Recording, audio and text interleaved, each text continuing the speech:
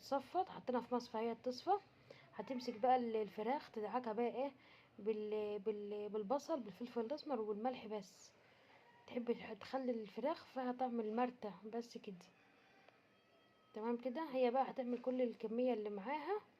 وجبنا لها بقى هنا صينية كبيرة، بتحط بين الجلد وبعضه كده وبين اللحم وبعضه، بتحط له مرتة بتخلي الفراخ طعمها حلو. دي الصدر اهيت، بتفصل الجلد عن اللحم، وتدعك ايه اللحم من ورا كده بالفراخ بالبصل. تدعك اللحمة كده بالبصل.